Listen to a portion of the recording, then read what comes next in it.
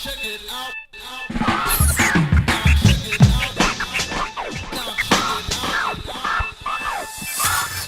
have wept and I have fallen. Don't you worry about me. 'Cause I stood up, yes, I have grown. The pain has set me free. And like a broken record in my head. Welcome back to Conscious Fever, hosted by Carl Price. I get enough of you. Bright sneakers on, getting ready for a flashback. Time keeps moving on, looking at you, feeling like I could never get enough of you. And I could never get enough of you. I could never get enough of you. I don't want them, no, get them all off me. Say that for L, she a cause, you see. 4 cars deep, we'll come through on a late night. Chicken spot, wings and fries, we call that a day night. Lights on, sold out, I don't have no stage right. Knew that I was built for this forever, ever, ever. You are listening to Conscious Fever, hosted by Carl Price. We ride bands, 10 times 10, all my friends, it's for real. I ain't scared of you motherfuckers.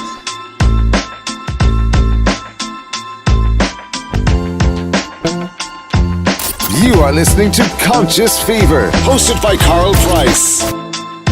Either way, I don't give a damn what you think you are entitled to. Ladies and gentlemen, the moment you've been waiting for. So listen responsibly. It's the best of the best. It's the one and only DJ Ice, Louisville's coldest DJ.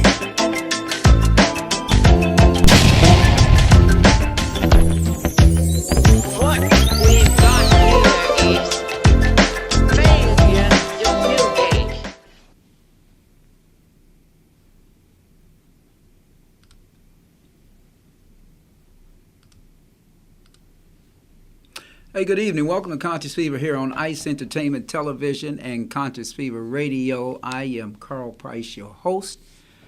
Fresh off the campaign trail. Thanks for joining me tonight here on Conscious Fever.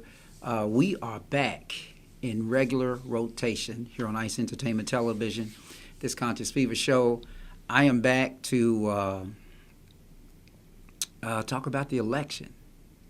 Man, it was a good time. It was interesting.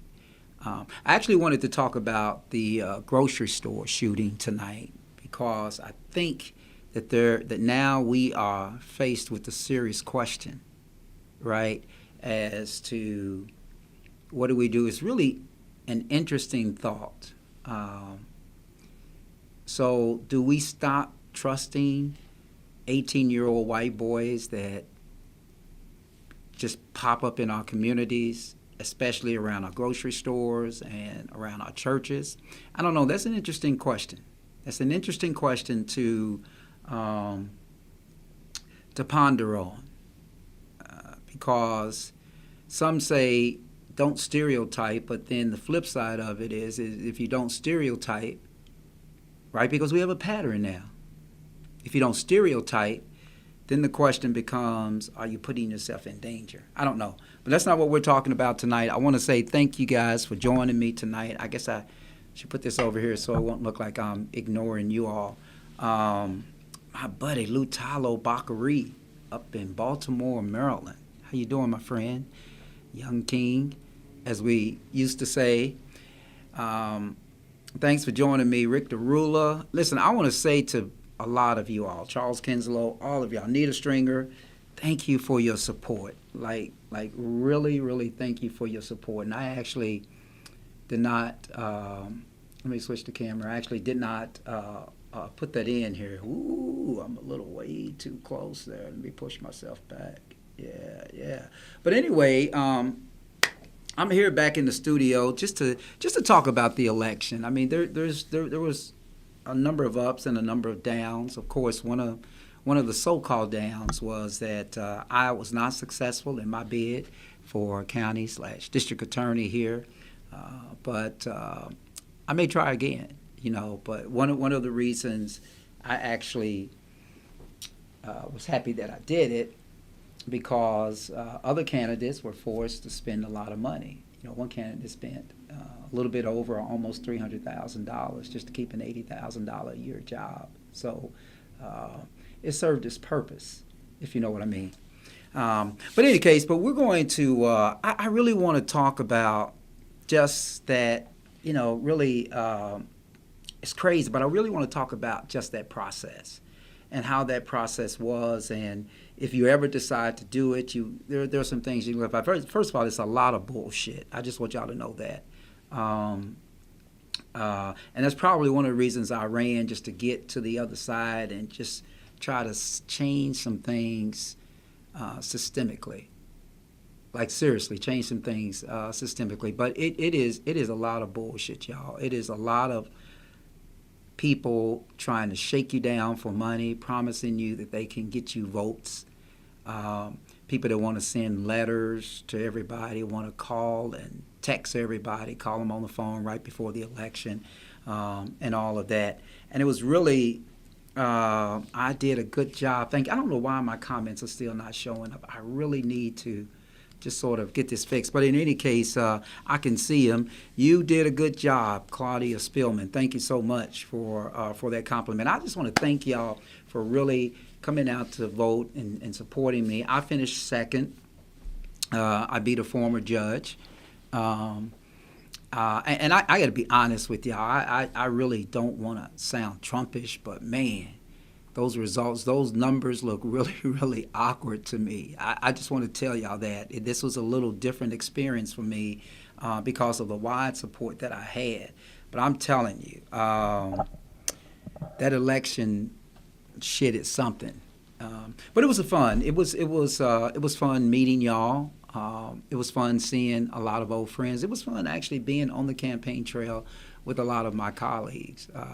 And I enjoyed it. Not sure if I'll ever do it again, because I really had to take a major pay cut to serve in public office. But I think we really need some good people in public office. So if you are a good person, you may want to give some thought to really, taking a chance on just checking that out. I mean, just checking the whole process out. But tonight, I'm going to talk about some things. Check it out. Yeah. I'm living good. I'm living great. Everything I do in the first place. I said I'm living good. I'm living great. Everything I do in the first place. Yeah, so that's what I'm going to talk about tonight. I'm just going to talk about the election experience. Again, I want to say just a huge thank you to my supporters. If you were one of my supporters, if you voted for me, I love you. If you didn't vote for me, I should say something else, but I'm not going to say it. Only because I'm an admiral, it's been a long day. I've been in Lexington today for an all-day deposition. But if you didn't support me, then we can all make mistakes, right? John Tarter, thanks for peeking your head in, my friend. But listen, it was really a crazy experience, and I got to tell y'all something.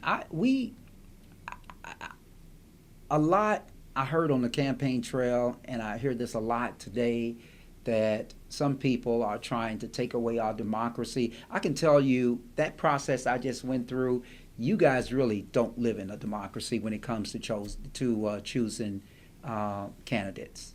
I'm just going to tell y'all that. I'm going to tell y'all that money is evil and lots of money is dangerous, okay? So anyway, y'all take that for what it's worth. But money is evil and lots of money is dangerous, especially when it comes to a lot of this campaign stuff. So in any case, lower the cam down, he says. Lower the cam down. Am I not showing up okay? Hold on, somebody's sending me an attachment. Let me take a look. Oh, yeah. Got it. Okay. But in any case, that's good stuff. But I want to go through some results, and I want to just talk about some things. If y'all would be so kind as to bear with me. I want to talk about the mayor's race here in Louisville, right? So the mayor's race here in Louisville was very, very interesting. I want to tell you, I got a chance to meet all of these people in this particular race, and I'm actually going to go into the preview mode as I talk about this. But I actually got an opportunity to really meet a lot of these people, right? And a lot of these people were, to me, in a lot of ways, they were interesting. In a lot of ways, they were, a little bit scary. I'm just going to tell you that. But the ones there were, the ones that I met, I thought were really, really interested in really changing the landscape. I mean, like literally changing the landscape in the city in terms of this idea that we call, democracy, right? So look at this. So Craig Greenberg is an individual who won. So what one of the things that I found going through this process is that people, y'all got to do y'all's homework. I mean, I would tell you that there is more ignorance in the political and the voting and among the voting public than you all could ever imagine.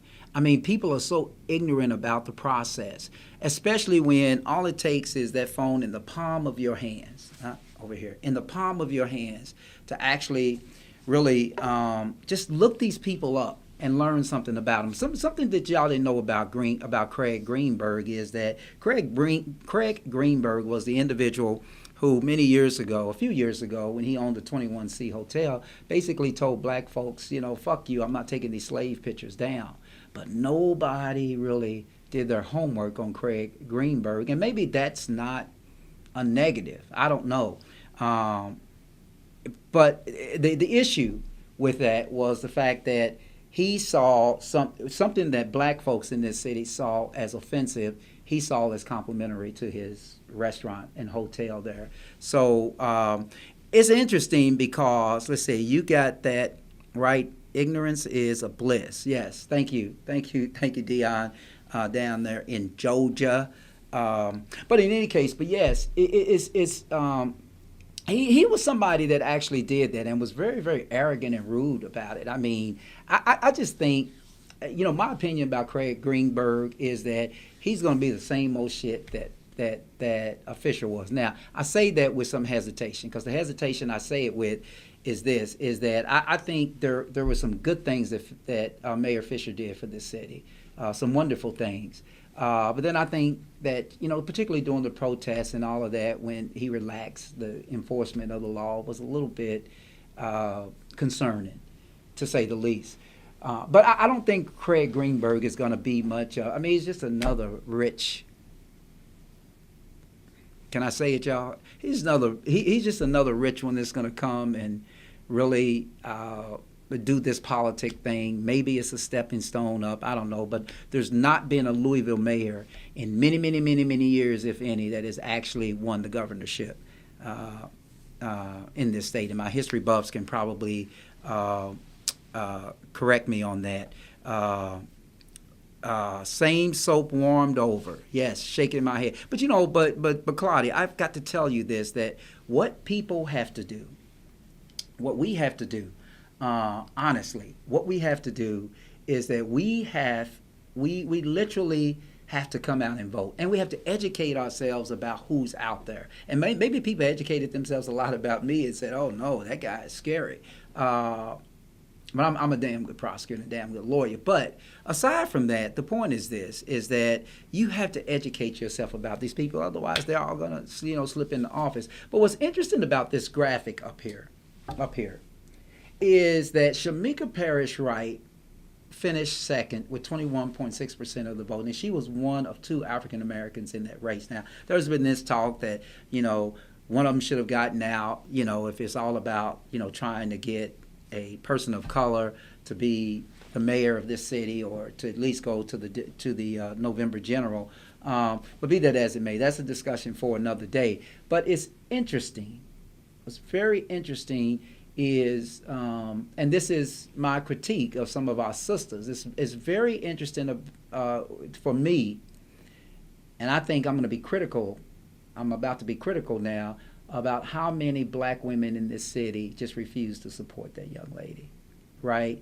And for whatever reason, I understand that people have their candidates and they believe that they're candidates, but at the end of the day, a lot of people just didn't give her a chance, And here's something that I thought was really interesting. I heard this young man say this. He said this about Shamika Parrish Wright. He said, excuse me, I wouldn't vote for her because, somebody with her was, the way they were walking around, they were passing around a blunt. I mean, he actually said this, that they were passing around a blunt in the crowd and stuff like that. But you know what happens, people?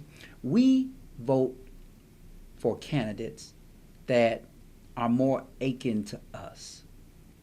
Now, as this guy was saying this, I looked over a few minutes later and saw him put what appeared to be a marijuana cigarette in his mouth. So here's what I'm saying. I'm not telling on the dude, but I'm just saying, the point I'm making is this, is that don't you even go to the polls to hope that you will select people that are like-minded as you are? Now, I'm not saying that, so it was just so shocking to me.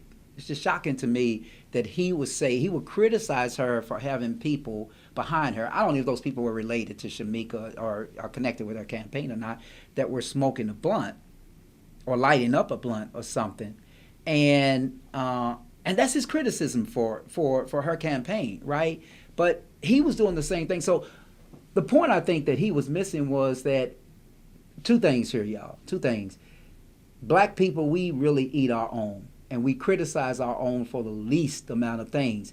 And why would you not even consider her candidacy if the people you saw around her are like-minded like you? I don't care if it is smoking weed. Just saying. Just putting that point out there. Absolutely. Lack of education oneself prior to voting hurts in so many ways. Yeah. So in any case, I just thought that was interesting. But I would say that kudos to Shamika Parrish Wright. Because I tell you, I looked at her campaign, and she was not my first choice initially, but I looked at her campaign, and I would tell you this. She outperformed a lot of individuals. Look at Nicholson on that list. I mean, he finished behind her, right? And this man spent a lot of money. So imagine if she had a treasure chest of about $600,000 to run that campaign. Just imagine that, So, the interesting thing about the voting and when I tell you about this whole idea, oops, I got something more there than I should. But when I tell you about this interesting thing about voting, it's this ideal and this whole ideal. Let me just switch the screen there. It's this whole ideal of this whole ideal of being able to do the thing, right? And there's a lot of factors. First of all, first thing you shouldn't do, you shouldn't just jump out there if you're broke. You really shouldn't do that, because the moment you do that is the moment that you're probably going to miss something and you're going to lose. Now, let me tell you, you don't have to be rich to win these races. I've seen candidates do it over and over again. But I dare not imagine that if this woman had enough financing, what would she have, how would she have performed, to really reach the bits of the county through TV advertising, et cetera, et cetera. So I think it's really interesting that when I see that she actually performed the way she did, I thought that was just immaculate. And when you look at this here, for instance, let me publish this. You look at Tim Finley here. Tim Finley didn't do bad at all. In fact, collectively, they got only about 3,000 or 4,000 votes less than the rich Jewish guy that was running, right? Keep that in mind. So you know, you don't have to agree with their ideology, but I think you at least have to give these types of candidates. You at least have to give them a chance. You know, that's all I would say. Oh my God, you would at least have you at least have to give them a chance. And all I mean when I say that is that give them an opportunity to be heard, right? Right, just give them that opportunity to be heard.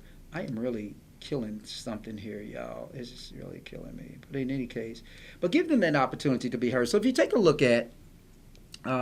here at Tim Finley, the other guys that were just not, they were just not a factor at all. You know, Lopez and different things like that. But in any case, but I just thought the results were really, really interesting.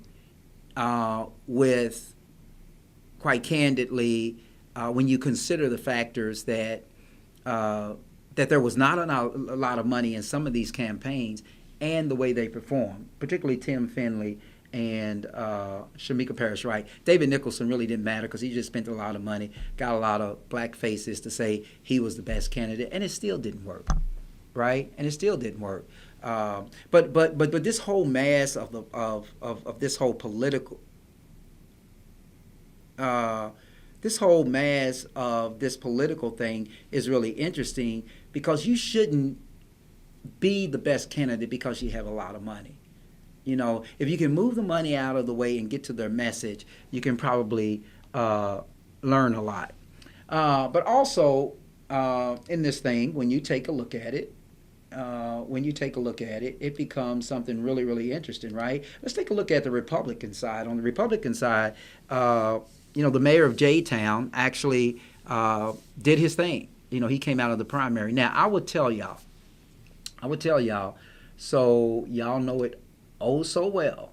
Okay, I would tell y'all so y'all would know this oh so well. And that is that this might be the year that Louisville elects a Republican mayor. Okay, this might be the year, and it might be this guy here. Right? He's got a lot of support. He's got a lot of financial backing. You have individuals who are just completely disenchanted, completely disenchanted with the Democratic Party. So don't be surprised, you know, because Democrats can vote Republican in the general and Republicans can vote Democrat, you know, etc. But just don't be surprised if this is the year for a Republican mayor. Don't be surprised, and you can go back and just say you heard it here on Conscious Fever. But yeah, but I was really impressed with him in a lot of ways. And in the Senate race, and now I'm gonna get to I promise you guys I'm gonna get to my race. But in the Senate race, Charles Booker. Check out Mr. Booker here. Check out Charles Booker. Charles Booker. He did his thing. 214,000 votes, 73.3% of the votes.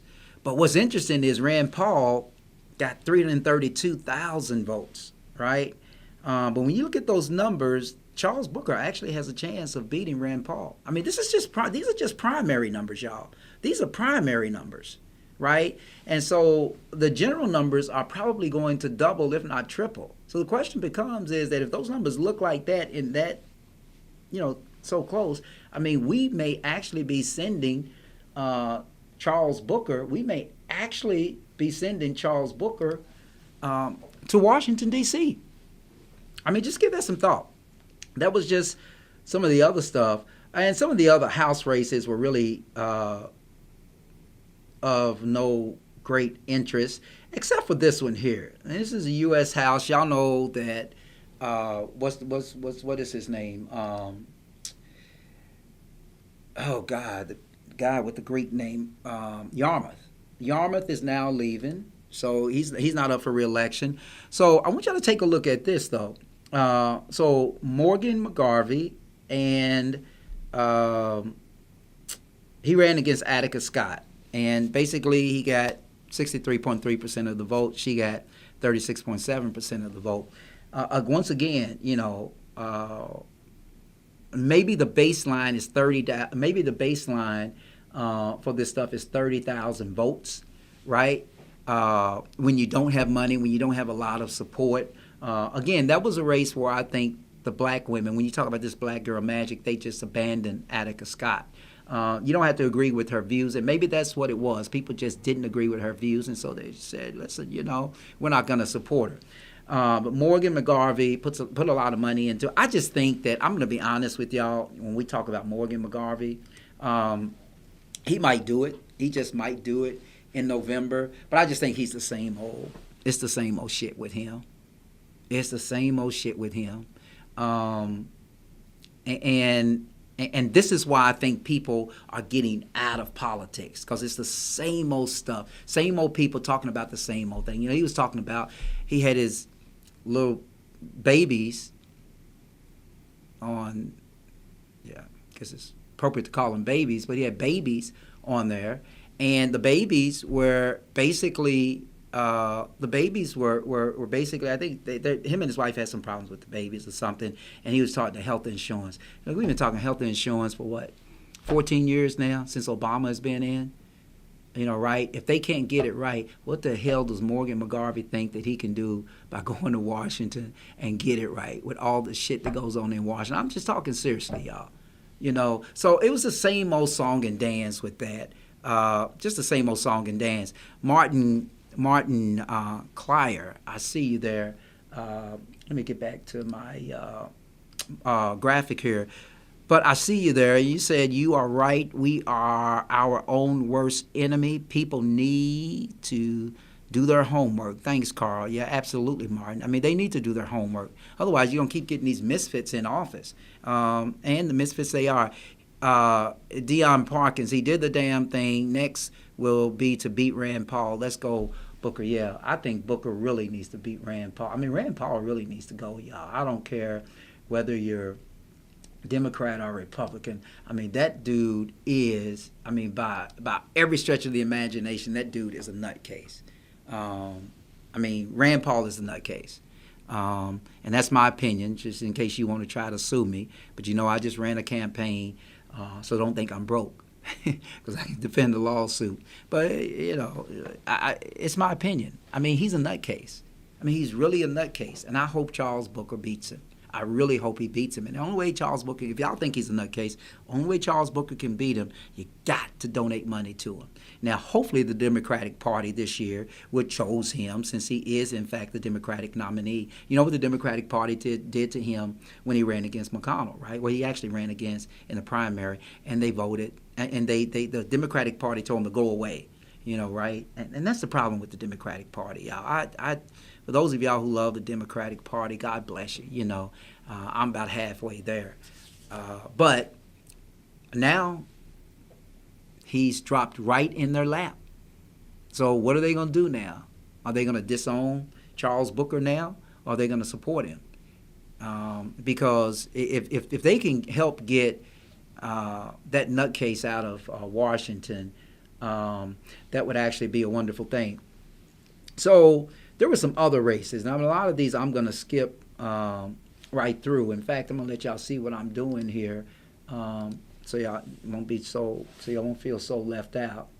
Because I'm going to get to my race too. But there were some other races there that really of no interest of mine, and I'm sure of no interest of y'all's. So I'm going to skip right back. But here's this race here. I don't know if y'all can see that. Sarah Stalker. Sarah Stalker is somebody I met on the campaign trail. Outstanding woman. Listen, if y'all don't know, if y'all have never met Sarah Stalker, reach out to her.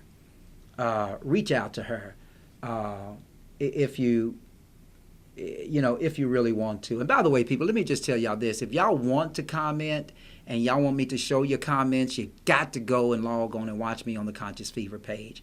Unfortunately, those are the only comments that are allowed to come through. And I'll get to that. Let me just get to that point where I can actually show some comments. And I'll show y'all this. But in any case, she is by all stretch of the imagination an outstanding person, and I will tell you, if y'all have not had the opportunity to meet her, y'all really want to go meet her. But here's one of the comments. If y'all want to comment, you got to go to the Conscious Fever page to actually comment. Mr. Love says that I am preaching. I don't intend to preach, Mr. Love. I'm just kind of putting it out there, man. But in any case, Sarah Stalker is really one interesting person. I got an opportunity to meet her out on the campaign trail, and I would tell you that she is really, if you haven't had the opportunity to meet this girl, she is really somebody that you want to meet. She is genuine. She's about as genuine. I'm telling you all. She's about as genuine as they come. She really, really cares about children, and when the government neglects children, I was brought to tears at a campaign event one Friday night, just listening to her, and she blew it out of the water. But she Sarah Stalker is a genuine person. I wish I had a photo of her to show you guys. But let's go to the next one. Let's just keep going down the list. And Pamela Stevenson. Pamela Stevenson. I mean that's interesting. I don't know what's going on in the 43rd district here in Louisville, because I'm looking at Pamela Stevenson there. And let me tell y'all something. Pamela Stevenson is doing an outstanding job. I know Lavertus Bell is probably a genuine candidate. I know his daddy. His daddy's a lawyer. But I am shocked that race was just so close. I really am. Because Pam Stevenson, if you're not watching her videos and seeing what she's doing up in Frankfort, then you are out of touch. You are out of touch. You can't yet let these big yard signs like mine, convince you into voting for somebody, that hasn't proven themselves. I mean, Pam has proven herself. Pam is doing an outstanding job in Frankfort, just an outstanding job in Frankfort. And so I'm shocked that those results were so close. So let's get down to this race, man, the Jefferson County Sheriff's race. If y'all can see that, John Arbery, 35% of the vote, and Stephen Yancey, 33% of the vote. Now, I would tell y'all, for what it's worth, man, Steve Yancey really outperformed. Now, let me just be full disclosure with y'all. I really don't give a damn about the Yancey name, and Steve is cool, but I really don't give a damn about the Yancey name at all. His father's been a big supporter of Mike O'Connell, who was my opponent. And, really his father's just in the hood we call it suck ass in. I don't want to say the word now, but that's all he is. That's all I think his daddy is. But for Steve, I will tell you just for Steve, I would just say this and really say this for Steve. Steve, I was shocked at his performance. I was just absolutely shocked at the way Steve Yancey performed. He got 25,000 votes, not too far from, and I don't know what the message here. I don't know what the message is that people are sending. If they're tired of old white men, because if they are, they didn't get rid of Mike O'Connell. But if they're tired of old white men, or was Steve really an outstanding candidate? I don't know. But I can tell y'all, when you're looking at me make this much bigger, when you look at this race here, take a look at that. Stephen Yancey's never ran for office. He retired from the sheriff's office, actually under John Arbery, and his race was kind of like mine. We were running against our old bosses, right? So I don't know what the dynamic is here, because the Yancey name really ain't shit, and no pun intended, Steve. But Steve outperformed, and I don't know what he's gonna do as a result of this. I think you should ask for a recount, because I don't want to sound like Trump, y'all, but I think he should ask for a recount. I think he really should ask for a canvass, if the law allows him to do that. But he outperformed. So, kudos to Steve Yancey, one of the people out there that was actually running of color. Now, then we get to this race, right? Look at the results on my race, right? Carl Price, 17.183. David Holtz. So I finished second. And a lot of people are saying, well, you finished second, you can go to November. No, this is the ignorance I was talking about. You don't go to November. This was a winner-take-all race, right? I really I'm blown away that he got that many votes. So and that's all I'll say. I'm just blown away that he got that many votes because he's unpopular, et cetera, and I thought my campaign was really, really well done. The commercials were well done, so I'm shocked. So maybe people just reject me, and I'm cool with that. But quite at the end of the day, I would tell you, as I've told many people, this is who I am, and you either love me or you hate me.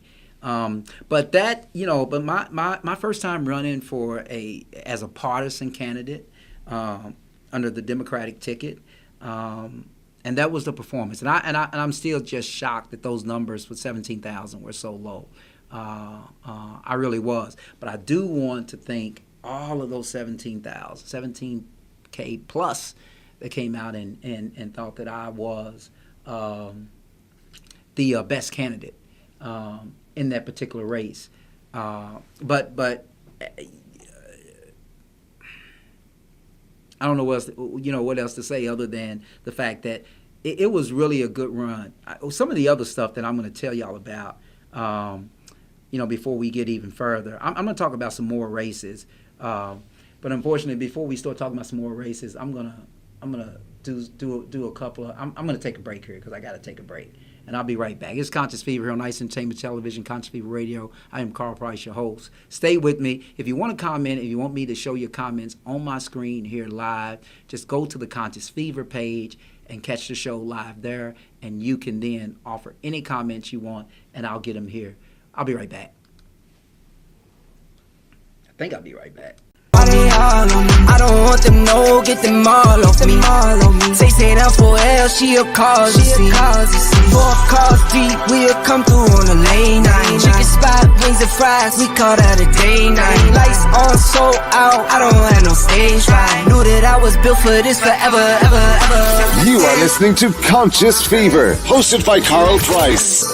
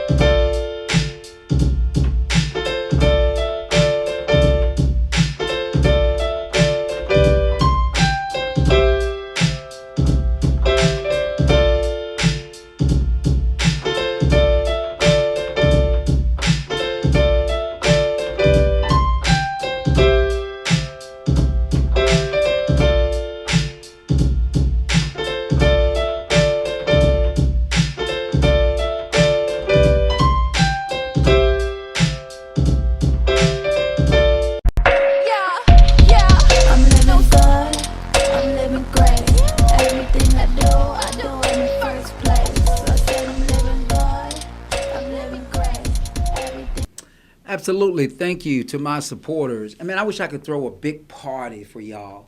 Just a big party and finance it all. Because I got it like that. But I just don't have time to do it. But maybe in the summer we'll have a big beach party in Vegas or something. Because I really do appreciate all the support that y'all gave me. But I want to get back to some of these races before I run out of time. Tina Ward Pugh. I was shocked by this because Never Blakemore spent $600,000. What is the message here, y'all? What is the message? I have to ask myself, what is the message here? And probably the message is that the people really, really, really don't care. They just don't care about the fact that you have $600,000 to spend, right? Tina Ward Pugh did not spend as much money, but as you can see, she outperformed that guy. Now, I would tell you the one thing about this particular person, this Neville Blakemore, I can tell y'all what, I'm gonna tell y'all the gossip. If y'all wanna hear the gossip, I'm gonna tell y'all the gossip out there about Blakemore, and probably the reason why he lost. Some people say that he was kind of perverted out on the trail, and I'm not representing that as a fact. I'm just telling you what I heard, that he was that he was kind of perverted. People thought he was a little weird. Some of the candidates thought he was a little bit weird out on the campaign trail. So I'm just sort of telling y'all that, because maybe that is why you see the results that you see, that we see the results that we see, right? When you look at this, this is really interesting, y'all. I mean, he spent $600,000 and she was nowhere near spending that much money. Let me see if I got some more comments here. Okay. Nowhere close to spending that much money, right? Like nowhere close to spending, and she got 44% of the vote. Now, it could be the woman factor. It could be the fact that she was female. I don't know. I don't know if a lot of y'all know, but there is this organization here. It's called Emerge, and they train women to run for office and train women to be political, train women to be leaders. And it's a very, very good organization. It's a very, very tight-knit organization. So all you men out there who are thinking about running for public office and you don't have anything and you haven't heard of Emerge, you better take a look at what's going on with Emerge, because Emerge is training these women how to be leaders and basically how to beat men in elections.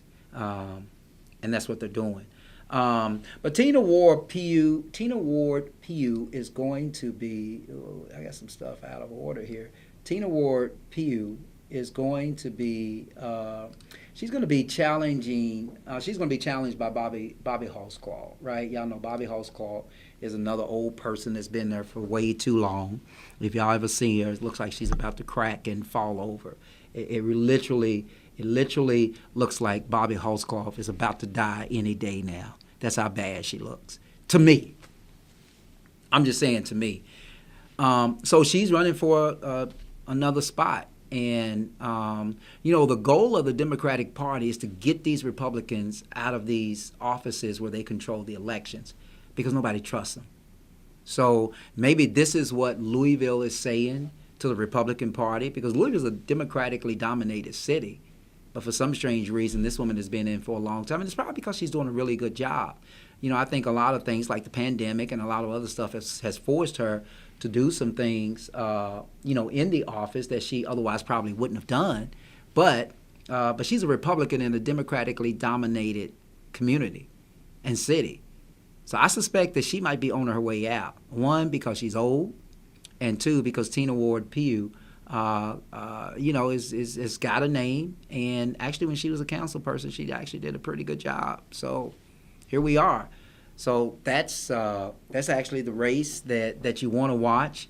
When you look at the votes, you talk about 30,000 for her and 36,000 for Tina Ward Pugh. But when you add them all up, there are so many more Democrats that came out as opposed to Republicans. So I suspect that is probably that office is probably going back to the Democrats as we move forward. But look at this next race, y'all. So many of y'all outside of Louisville are not familiar with this, so I'm going to educate y'all on this, okay? So there is this district here that was held by Judy Green, the great doctor, the dentist Judy Green, for many, many years. She was the District 1 council person, right? Councilwoman, I should say. And she, of course, she unfortunately passed away, but she has a daughter, Jessica Green, who was in that slot. Jessica Green gets appointed to the circuit court bench, so she's now circuit court judge. Well, she's out on maternity leave now. And Jessica, I hope you and the baby are doing very, very well. But she's out on maternity leave now. And but she's a circuit court judge, so that left that seat open. And Tammy Hawkins, Kathleen Parks, Amira Granger, and Richard Whitlock all were vying for that seat. I'm going to show y'all this, right? All vying for that seat. And it looks like, Tammy Hawkins actually won it. Didn't take much to win it. Didn't take 17,000 votes to win it. But it took, just 1,600 votes. Tammy Hawkins, she beat out Kathleen Parks. I don't know if y'all know the background here, but Kathleen Parks actually challenged, I think, Amira Granger. I think is who it was. Her eligibility. That's a big thing, y'all. I don't know if y'all know about that. I don't know how, and I'm going to tell y'all this little gossip from the trail, but if y'all don't know about that, let me just tell y'all about that, right? There's a lot of people, and this is really prevalent in the black community. There's a lot of black politicians that put their address in the district where they're running, but they don't live there, okay? Just keeping it real with you, right? They don't live there. Okay, and apparently Kathleen Parks sort of figured this out with Amir Granger. They went to court, and Judge Olu Stevens said, "Yep, I agree. I do not believe that you're eligible because you don't live in the district, et cetera, et cetera." And I think her name still appeared on the ballot because she appealed her. I think that that is that's been appealed. But now it's pretty moot, right? Because neither one of them won, right? Hawkins won, so Hawkins is gonna be the new, and I'm not sure if Hawkins was already appointed to be with that seat at all. Here's another race: Keisha Dorsey and Gibran Cook. Right, Mr. Cook. I know Mr. Cook. I'm a make that kind of big. I know Mr. Cook, and Mr. Cook sort of took a stab at this office, and I don't blame him for actually doing that. I mean, he took a stab at the office for Keisha Dorsey, and he only got 10% of the vote. So I think we should just congratulate him for stepping up. But you just can't foul in these races and not do a damn thing. And we call him G-Man. G-Man, you just can't do a damn thing. You got to go in there. You got to go out. You got to meet people. And I really hated going out and just touching people. I really did not care too much for that. But for some reason, it's necessary. But anyway, Keisha Dorsey held on to that seat. And then Donna Purvis barely won against Sir Friendly C. We know Miss Sir Friendly C in this city. Barely won. And he should probably, get another, what you call. Tammy, how you doing? Please consider teaching a class on navigating the political landscape. Yeah, okay, I'll do that. But I don't think people want to hear what I have to say, Tammy. Just to be completely honest with you, I don't think people really want to hear what I have to say on that because there was a lot of stuff that was distasteful on the trail. I mean, I don't know why people have to lie to you, right? Why don't people just tell you that they're going to vote for a certain person? Why don't people have the balls to say, well, I'm going to vote for that person, as opposed to say, well, I'll consider you voting for you and all of that. But anyway, the most distasteful thing was, I probably shouldn't say this, but y'all know I am, right? The most distasteful thing about that, about it was the fact that we still have a race problem in this city, y'all. Okay, we still have a race problem. Now, every candidate that is considering, don't get discouraged. No, I'm not discouraged, Tammy. I mean, for me, I can just tell you, going into public, and I was okay with this. If I had won, I would completely embrace it. But going into public service for me, I really have to take a serious pay cut. Really a serious pay cut. Like I was telling somebody earlier, and don't y'all tell anybody this because I don't want to get robbed, but the car that I drive is valued more than the salary that I would have made in the county attorney's office. But I wanted it because I think that systemically we can make a difference, and we have to do it inside the system. We can talk about all this bullshit about, I've changed marijuana and I did all of this, but still, the murder rate is at an all-time high. Dilapidated housing is still in West Louisville, and people are getting poorer and poorer. So when you think about all the stuff that you've done, it really, to me, it just makes no sense. So that's why I was doing it. I was doing it because if you're not bold enough to get into an office and say, this needs to change, and I'm going to change it, and I don't give a damn what the media says, and I don't give a damn what the council culture says, then you should be in office. But if you're afraid to do that, if all you're going to do is walk that chalk line that they have laid down for everybody to walk when you come in the office, then you're just as bad as the rest of them. Because it really does need to change. I mean, one of the things that I learned out on on the campaign trail is this. I talked to two white women. I'll never forget this, man. I talked to two white women, and they said to me, and I may have said this on another show, but they said to me, what happened to Kenneth Walker and Breonna Taylor was supposed to happen. I was shocked. I was like, what do y'all mean it was supposed to happen? It was supposed to happen because that's the way the system is set up. This is two white females telling me this. Probably in their 40s or 50s. But the problem is, if so many people know that and so many people are recognizing that, why aren't we taking apart the system and dealing with the systemic issues in there? Why? Because it's not popular. It's more popular to talk about child support and domestic violence and all of this stuff, but it's not popular to talk about those things. And until you take this system apart and, sort of make an attempt to repair it, then nothing really is going to change. It's all going to be the same thing. We're going to continue to see black faces on TV in orange jumpsuits. When there's a murder, they say, okay, and they're going to say, well, the name is Deontay Taylor or something like that. And y'all know, because of the name, he's probably black. And he will be, because we're not doing anything to change the system. Everything is still staying the same. We're not doing anything to change the system. So I would offer this pitch to the candidates that won their primary and that ultimately may win in November. Pick apart the system. Do something to change the system. If you're not going to do anything to change the system, you are just a stain. And I dare not say it, but I will, but you are just a shit stain on a white piece of cloth. If you go in the office and just go with the flow. But you got to get in there and shake some things up, because things obviously need to be shaken up, because all of this stuff that continues to happen, there's a poster, I'll show it to you at the end of the show, where we talk about protests. And when you look at that, some of the same stuff that black folks, the people of color were saying, well, let me correct myself, because I claim black folks when I don't say people of color. People of color is a way that America has required us to characterize everybody who is dark skinned, that has never really had the black experience in America. So I'm not interested in just saying people of color, right? I'm saying black folks, because people of color were not the ones that were really enslaved, right? It was black folks.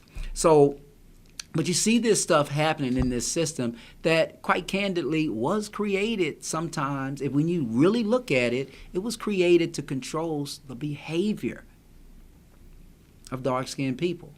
Now, I say that because I just offer that to you just to give it some thought. You may find some evidence that that's not the case, but I think it's clear. And that's why I think that when you get into the system, when you get into these offices, you really have to pick things apart. But if you go in and just go along with the flow, just like the Attorney General is doing, Danny Cameron, then, nothing's going to change. And so you have black people that are sitting back, and what they're asking themselves is that, nothing's changing. We put somebody black in office and nothing's changing. I heard that a lot out on the trail, running for a DA spot right after Danny Cameron. Oh, my God, I heard it. They were just like, well, you're going to be just like him. Somebody put that on my Facebook page. You're going to be just like him. I'm like, no. He was not a criminal lawyer, not even a criminal defense lawyer.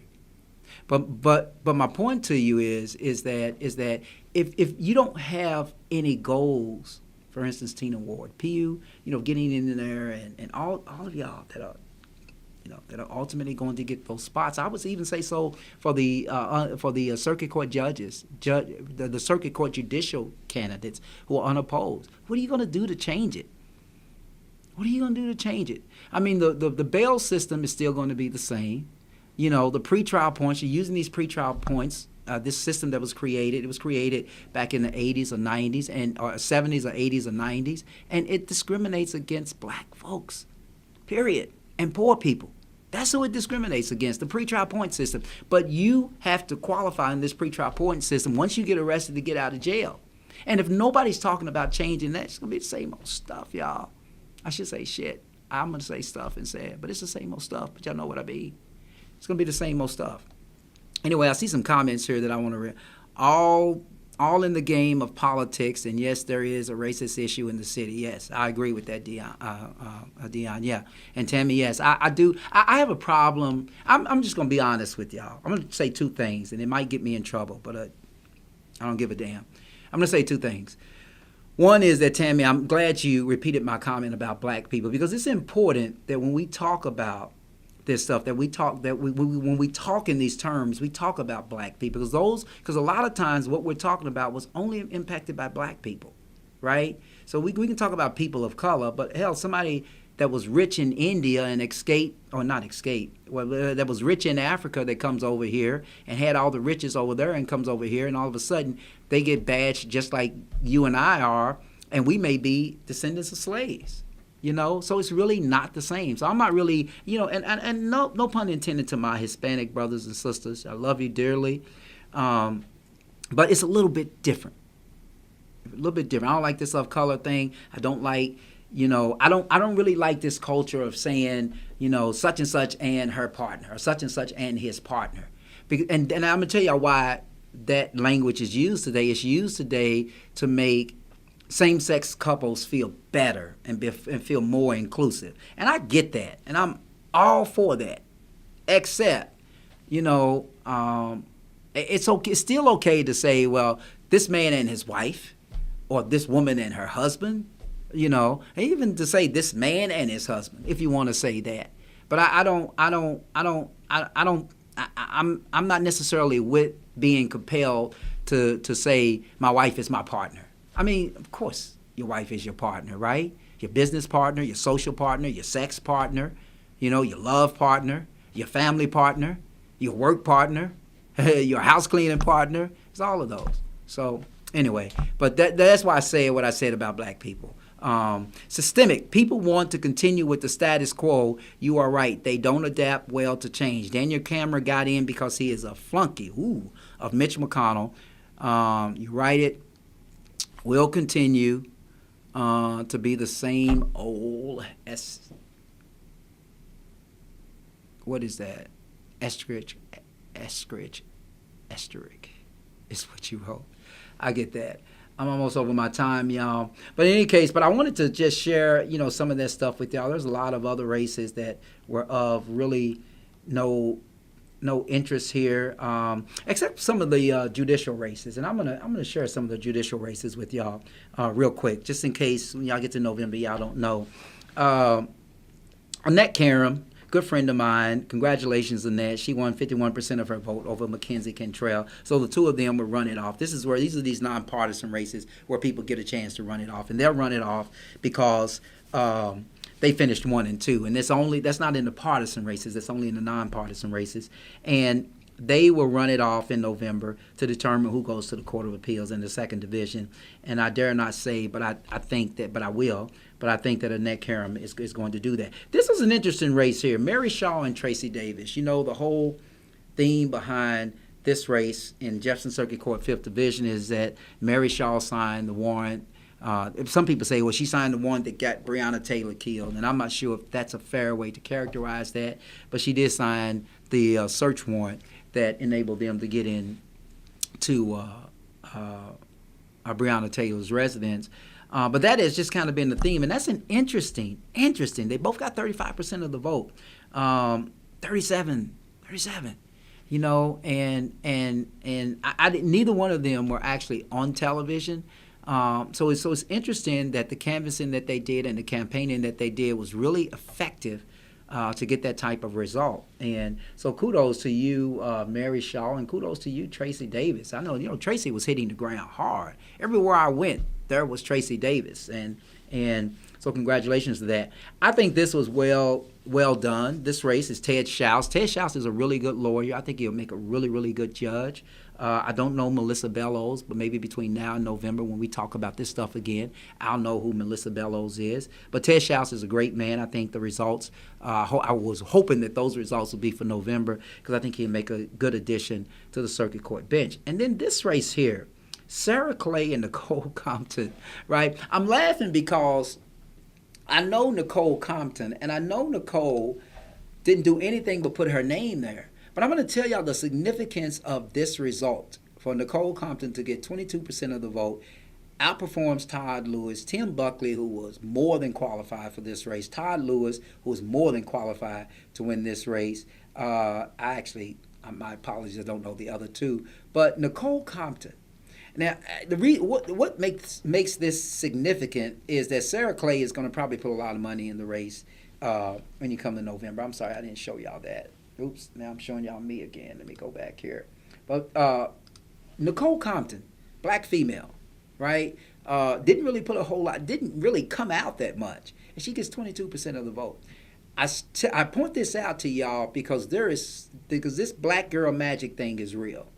I'm telling y'all, this black girl magic thing is real. Many of y'all may or may not know, but Lexington elected its first black county attorney. It was a female, right? Angela Evans. I was in Lexington today. It's front page on the Lexington Herald that says, I think her quote was, Lexington is open to change. Obviously they are, because I never would have guessed that Lexington would have elected their first black female county attorney.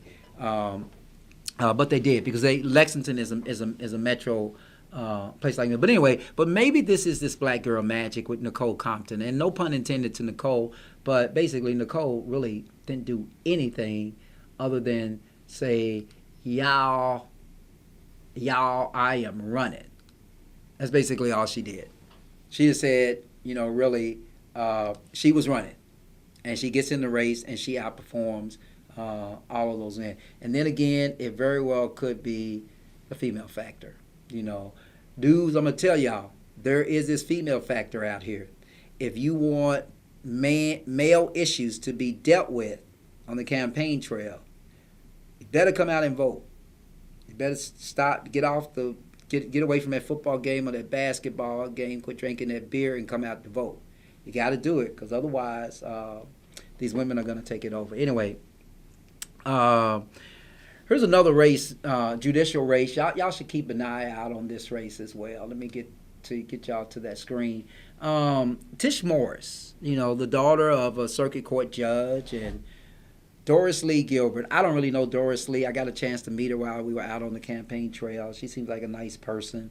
To me, Tish is a wonderful person as well. I don't know. Somebody told me that Doris Lee Gilbert is from some family that believes that she should be elected and nobody should run against her. But Zach McKee is a black male that ran for that spot. And actually, I thought Zach performed really, really well. He just barely missed, the cutoff to run in November.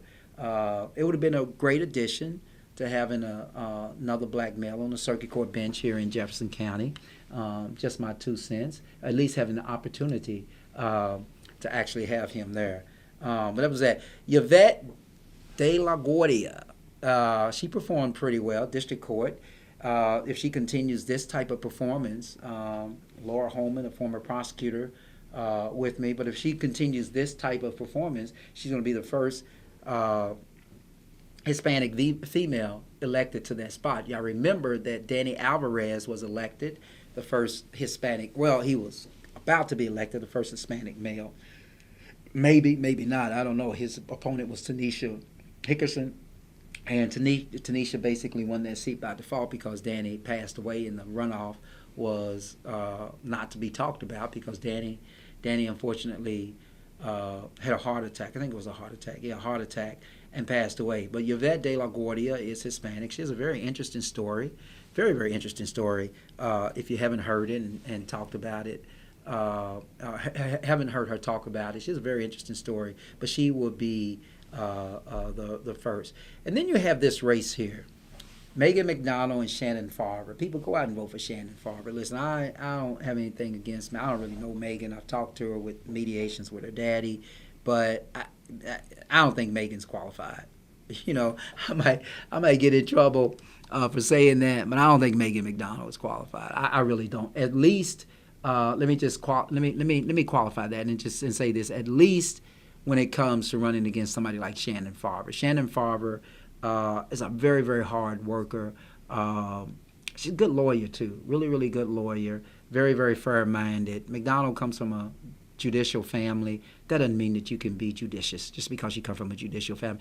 Being a judge is not something that you just sit around and study and say, okay, now I can run, I'm ready for judge. No, it's really just being a trial lawyer, going through that process, really, kicking the dust up, and Shannon's been all the way to the United States Supreme Court with the landmark case nationally that she won. So it's just interesting. I just hate seeing these names pop up as if they're privileged to get it. Just my 2 cents. You don't like it, I actually really don't care. I thought this one was a very interesting race. Karen Faulkner, Jessica Stone, Lindsay Beats. Lindsay didn't make the cutoff. I don't know why Lindsay didn't make the cutoff. Lindsay really had a good message.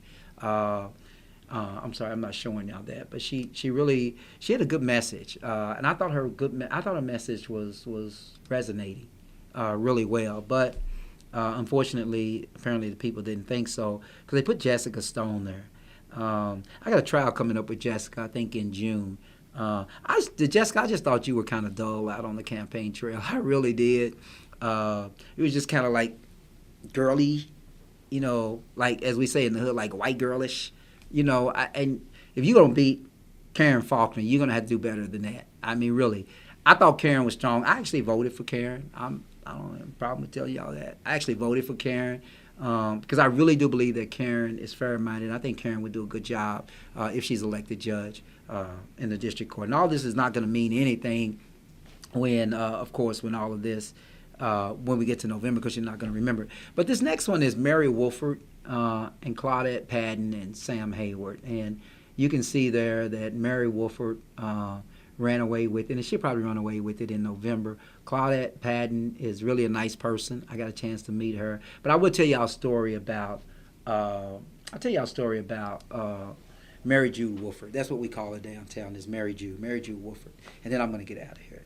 But Mary Jude Wolford, I had a nephew that drowned in a pool back in 2014, I think. And at the time, I was a prosecutor, and Mary Jude was a prosecutor. And I'm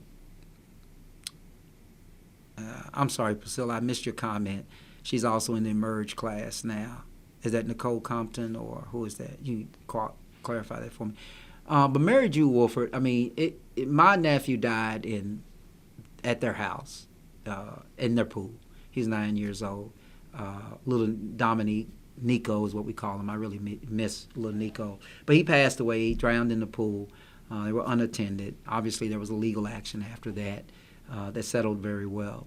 But one thing that I remember about Mary Jude Wolford, Mary Jude came up to the hospital, and she was just crying just along with us and I think she had been out of town or something. She came back in town, and she was she was really, really just as distraught as we were about losing little Nico, and I'll never forget that from Mary Jude. I mean, that told me that she was a real person, and I forgot that she's from a family of 16 like I am, so I can understand the caring spirit that she had. But I would never forget that, and my family would never forget that, and that tells me that Mary Jude is really an excellent candidate.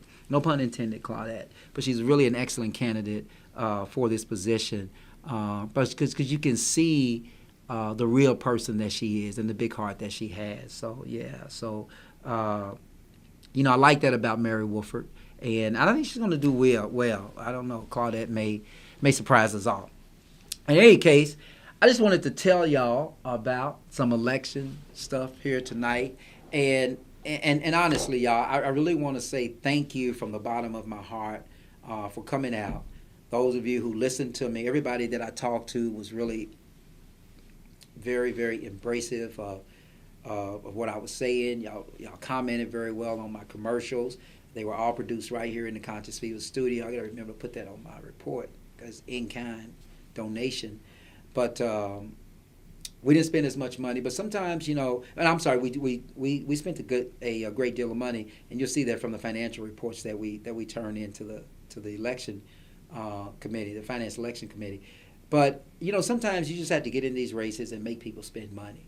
And I think some people spent upward of $300,000, just to keep an $80,000 job. But that's what you have to do if that's what democracy is really all about. Thank you for your leadership as a candidate. I'll thank you, Priscilla.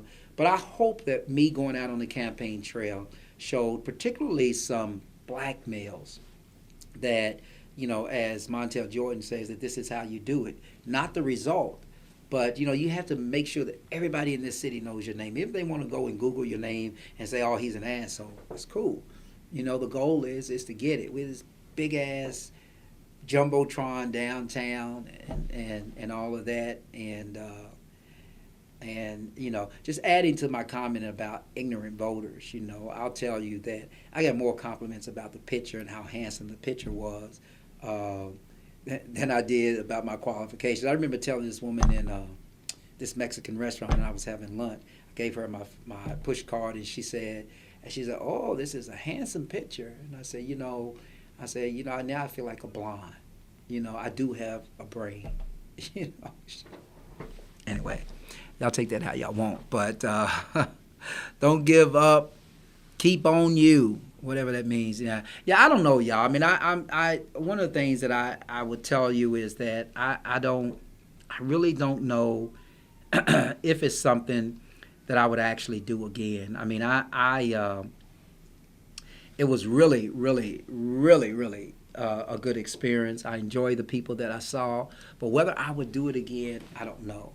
I don't know. And one, because I would tell you, it is hard. I don't know what it's going to be like. I don't know what it would be like going 4 years just making $80,000 a year. And I don't say that in a derogatory way to people who make less than that a year. I'm just saying that, I do very well in this practice, and that would be a pay cut. And it's not like I'm living on a private plane salary or anything like that. But I like where I am. But sometimes those are the things that you give up just to serve the public. There's always a sacrifice. And I was willing to make that sacrifice, but some people didn't let me. But all of y'all who thought thought it was okay, I really appreciate that. So I say to you, thank you.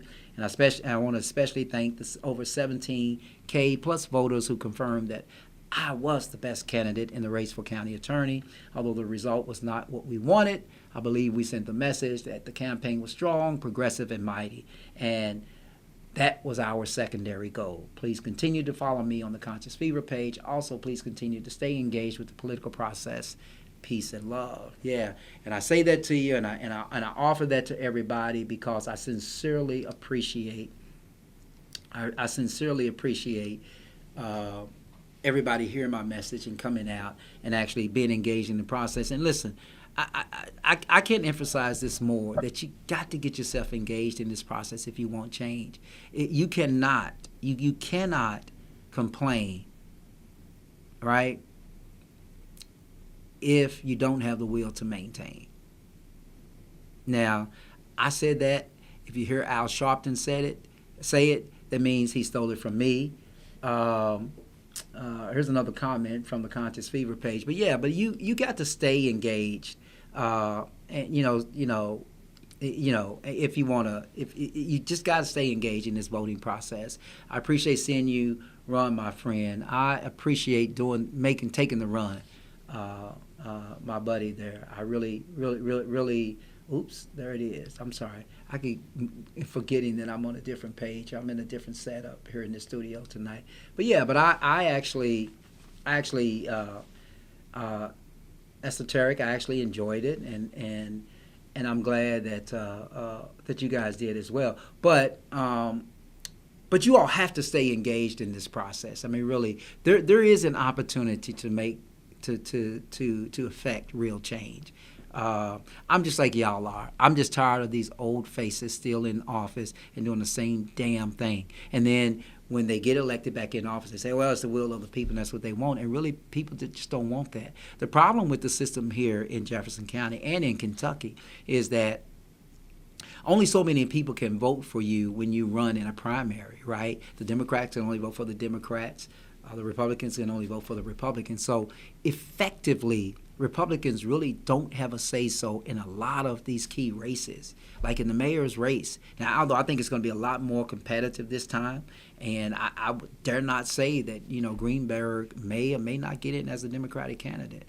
But it's a little unfair because even though if you have a message that resonates with Republicans, for instance, in the county attorney's race, it doesn't matter. They don't get an opportunity to participate. They would have to change their designation before December 31st to be able to vote in the primary. And then they have to register as a Democrat just for that particular primary. And whether you can go back and do it, I'm not sure, before the November general. But I find that to be unfair, but that's just the way it is. That's just the way it is. Oh, Yvette De La Guardia, she went through the Emerge program. Yeah, 28th Street, produced, K-State, produced. Yeah. You're right. You're right, Tammy. But in any case, but really, everybody, for those who voted for me, stay engaged. I mean, I know a lot of people told me that their kids just turned 18, and some of the 19, 20-year-olds, and they brought about and said, listen, you know, vote for Carl Price, and I appreciate that. But you got to keep them engaged, because democracy only works if you actually, if all of the people, if all of the voters get together and say, okay, this year we're all going out to vote at 90% or something like that, you know, as a 90% turnout. And until we get to that part, we really don't have a democracy, y'all. We really have a bullshit system that elects people because they have a lot of money or because they have a name that resonates with people. You have no idea how many people just sit home all day and watch the TV. Like seriously. Like I would really be a nutcase if I sat home and watched all that BS on TV all day. But some people do it. They're retired, they've earned that, or some are disabled, they can't go anywhere. I get that. Some just find it completely entertaining, right? And so all they do, they just go with it. They believe everything that the TV says, you know, in this political system. But I also found that there were so many people that are still disengaged from this political system. And you have to get yourself engaged. If you want real change, you have to get yourself engaged. You have to come out. You have to vote. You have to tell the 18-year-olds and the 19-year-olds that they have to do that. So I don't know why this is saying my quality went down. But in any case, but listen, y'all, I appreciate y'all being here tonight. I want to say again before I go, thank you so much for allowing me to even run for the office. Thank you so much for those of you who put a yard sign in your yard, for those of you who put a yard sign on your business, for those of you who actually donated money. You know, I'm still getting money coming in. And by the way, the money I'm getting coming in after the election, I'm going to return it. That's just who I am. But I really appreciate that, because what that told me, and, you know, I got a call from a doctor that I hadn't seen in like 2 years. You know, used to treat me. She retired, and she texted me and just said, Carl, you know, me and my husband voted for you, and I really appreciated that, because they told me that that they really, you know, that people really reached out and really, I mean, people were really hearing the message. Another comment, it was an honor and a pleasure. You should do it again or train up other brothers to do it. Yeah, maybe the train up other brothers thing, Mr. Love. Maybe the train up other brothers thing might be something that I may consider, but all the other stuff, I don't know. But I will actually keep it in mind. But I really want to thank everybody for doing what you did. And I would say do it for some of these other candidates. But listen, you have until November. Pick up your phone. Instead of watching all this crazy stuff on YouTube and Facebook, like, you know, one of my friends sent me the video, the actual video, the live video when this guy was shooting the people in Buffalo. And I started to talk about that tonight. And I did at the beginning of the show, and I probably will talk about it a little bit more later on another day. But, you know, instead of watching that stuff, that depressing stuff, read about these candidates. I mean, now you know who's going to be on your November ballot. You don't have to wait until October to start investigating or studying them until the commercials come on TV or you see the yard sign. Start looking them up now, and you'll be surprised what you may find. They may be aligned with you, they may not. And it gives you an opportunity to say, this is the voice that I want down there. And especially for people who complain about the criminal justice system. If you don't think the criminal justice system is working, you know, you got an opportunity to make some changes, you know, in November. I mean, you know, for what it's worth. Anyway, I'm Carl Price. This has been Conscious Fever here on ICE Entertainment Television and Conscious Fever Radio. I mentioned to y'all earlier about a protest thing to see how much has changed and how much has not changed. I'm going to play that as I get out of here. Until next week, you can, let me see, something here says that I can go out at this point. Yeah, there it is, you know.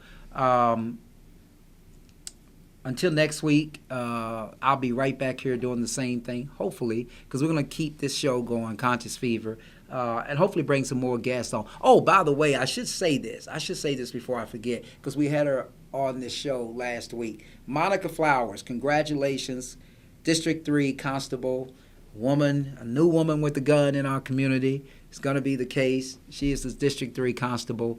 I think she won. I don't think that I think it's uncontested. I think it was. I'm not sure it was nonpartisan, but Monica Flowers, congratulations. I really enjoyed having your 10-year-old up here. He's a super boy, and I'm glad that you were successful.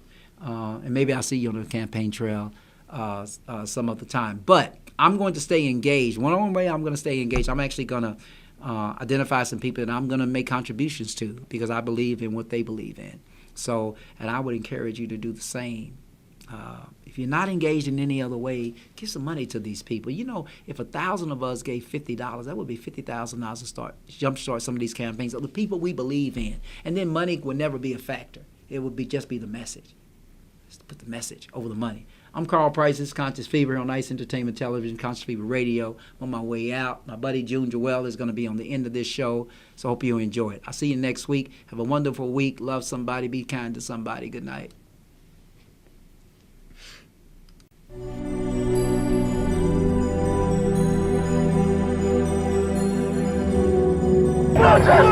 Safety, but they're there to contain us, to brutalize us and murder us, because they have their orders to do so.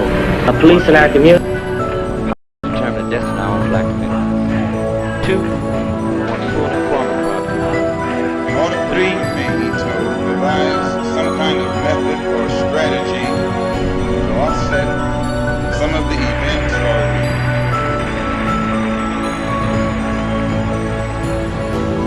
they had all the resources and the FBI, the police, and they really meant to send me to the death chambers in order to make a point.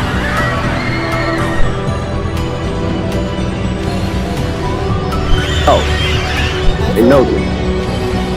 You would find them in that town. If I was go in that town, and was I working with some white guy? There was really no middle class.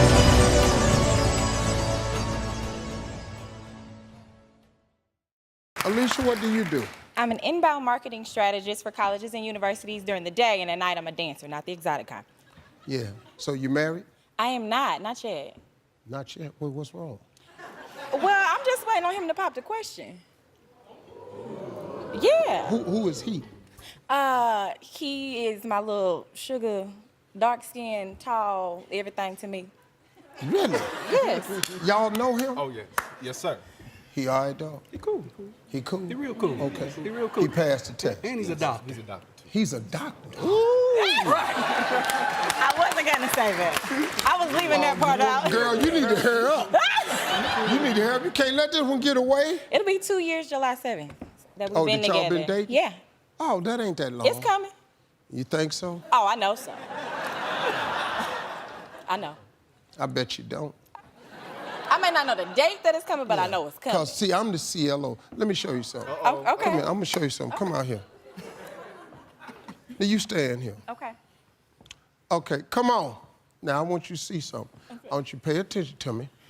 Now, I'm going to let you see something that you don't know, since you think you know everything.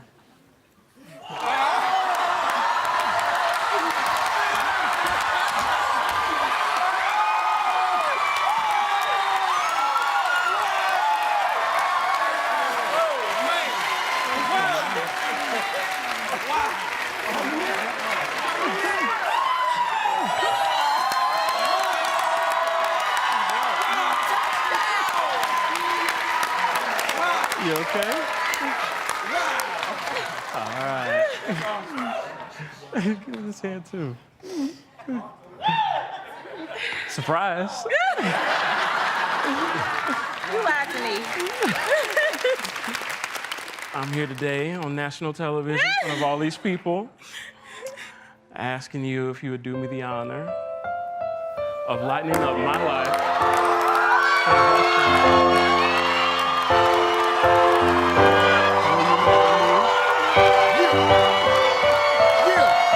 I remember when we met. It seems like yesterday. You were rolling with your girls, but you had your eyes on me, baby. It's when I up and lay my eyes on you. It's when you wink to tell me make my move, and I'm so glad I did. She put her arms around my neck and pulled to heart, and then I knew that it was over. Said I don't wanna be a player no more.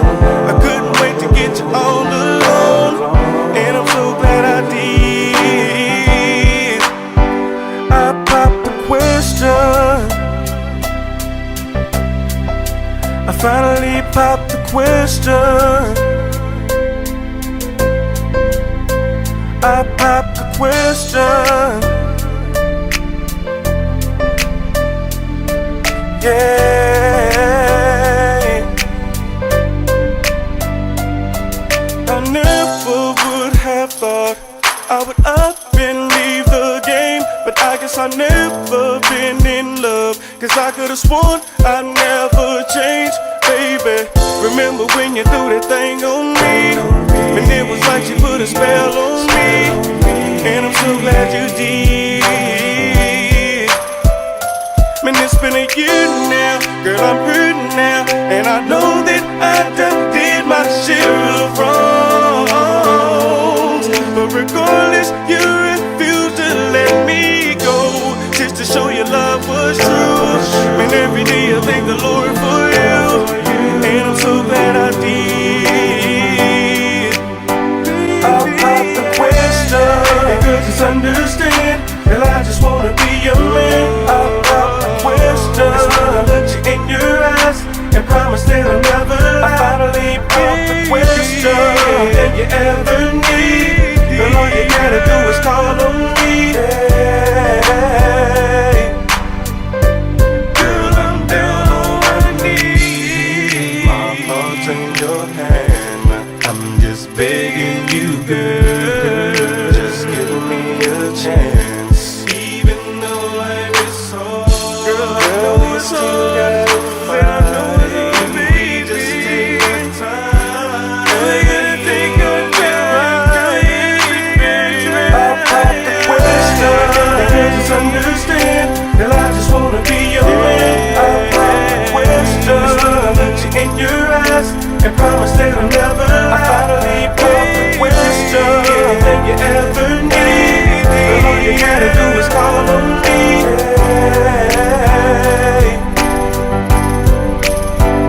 I'll pop the question, and girl, just understand, girl, I just wanna be your man. I'll pop the question, I'll look you in your eyes, and promise that I'll never lie. I finally pop the question, anything you ever need. Girl, all you gotta do is call on me.